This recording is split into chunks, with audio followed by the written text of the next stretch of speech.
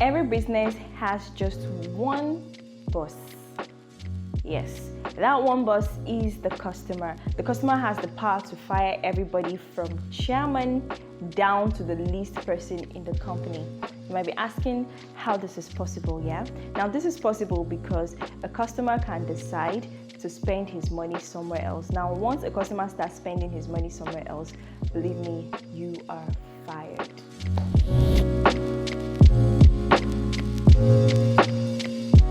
Hi everyone, welcome to my YouTube channel. My name is Evelyn Oloede, and on this channel I talk about customer relations and everything related to keeping your customers happy and making them have a very pleasant experience with you in your business.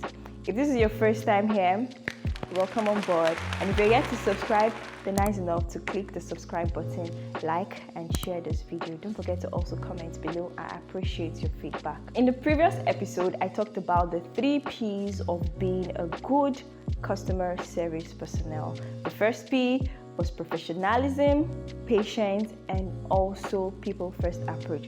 Now today I'll be talking about 5 ways to deliver excellent customer service. The first way is to respond as quickly as possible. Time is of the essence, especially when you're attending to a customer's query that is very, very time sensitive. Respond as quickly as possible.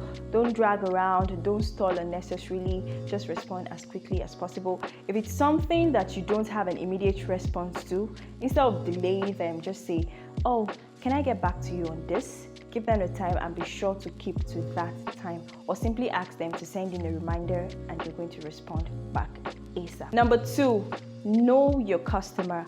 Customer personalization is very, very key. It's very important to remember the names of your customers, remember your last conversation. You can even have a note to keep track of the last thing you talked about. So when next you meet them or you're speaking with them over the phone, it can help you pick up a conversation with them. Now imagine calling MTN or any of the big service providers and they're like, "Hello," and they call your name like, "Hello Evelyn, how are you today?" Probably the last time we spoke, I mentioned something about, "Oh, my phone got bad and I just retrieved my phone and everything." And the customer service personnel tells you that, "Oh, hi Evelyn, how are you today? It's been a while. How are you enjoying your new phone?" It'll give me this feeling of, this personalization. Everyone, no matter how macho you are or hard girl you are, believe me, when someone remembers your last conversation and keeps tabs on everything you say, you definitely have this special feeling and it boosts your experience with them. So customer personalization is very, very key. Know your customer, know what they like, know what they don't like. It will guide your response and conversation with them. Also, try as much as possible to address your customers by their names. It gives this personalization. You can also send them messages on their birthdays, or basically just try to remember your previous conversation with them. It will help as a very good conversation starter and even help pacify them no matter how angry they are. This thing, it really works. Number 3, fix your mistakes. We're humans, we are not computers. Every customer service personnel is bound to make mistakes. Now, the best way to solve this is admit your mistake. You made a mistake. You forgot to send a mail when you were supposed to send a mail. Apologize for not sending the mail. You sent a wrong mail to the wrong person. Apologize. Always be quick to admit your mistakes wherever it is your fault. Don't be on the defensive with customers. Or probably a customer is calling your attention to something that he's very, very sure that this is wrong.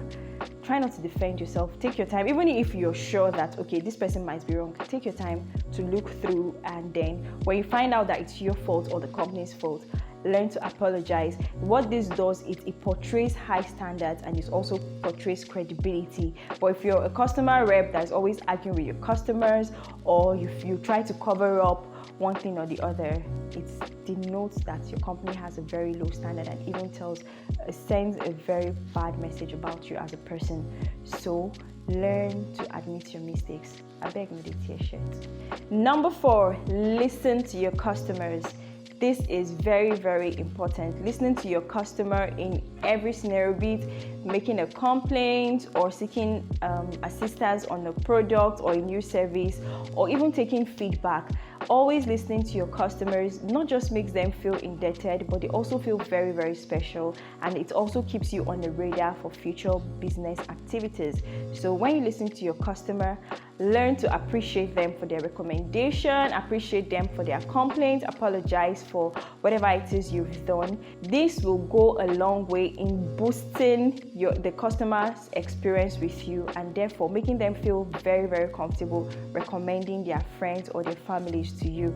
Everybody wants to bring somebody on board to enjoy what they are enjoying. So if you're one who doesn't listen, you are told one and you're doing something else, or probably the customer made a complaint and you're like, oh, okay, and you don't act on it, believe me, that customer will not feel happy. But when the customer makes a complaint today or calls your attention to something, and the next time they see that, oh, they've actually worked on what I called their attention to, believe me, that person feels like I'm a part of this business, and it sits their confidence with you. They know that they can trust you, and definitely they can entrust other people's funds with you. So very important, listen to your customer. Number 5, last but not the least, when you're dealing with a customer, you think long term.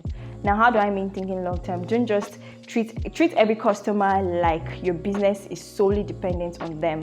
If someone is patronizing you today with, say, 20,000 or 100,000, that person has the potential of doing more in the future. They're probably just trying to test you out for the first time. Even if more funds is not going to come in from that person who patronized you with 20,000 or 100,000, believe me, that person has the potential to refer more people. Now, very, very important, when you're dealing with your customers, always think long term. Interact with them such that even if they don't have the intention of coming back, leave them with an impression that we want to keep them coming and coming. Is it the way you smile? Is it the way you dress? Is it the way you compliment? Your excellent delivery service, prompt response? Just think long term. Think of a way that you know that this person wants to keep coming back, because one happy customer is going to refer you, and the strongest referral method is through word of mouth. There is no better success that happens to a company than getting customer recommendation. So you might be dealing with someone who doesn't look like it today. That person might have a potential to be a very, very good business marketer for you. So dealing with your customers, think very, very long term. Be nice to them. Don't just treat them as one-off patronage. Even if they don't come back, someone else will come back through them. In a nutshell, guys, the 5 ways to deliver excellent customer service. Number 1, respond as quickly as possible. Number 2, know your customer. Number 3, fix your mistakes. Number 4, listen to your customers. And number 5, think long term. A customer is for life. So that's it for today, guys. Thank you for watching today's episode. I really, really appreciate your time. Don't forget to like, comment and share. I look forward to your feedback. Also, I would love to take your questions. Let us discuss, let us interact on how to deliver excellent customer service. Remember, the customer is king. Once a customer decides to stop spending money in your business, you're totally out of business. Stay happy and be blessed.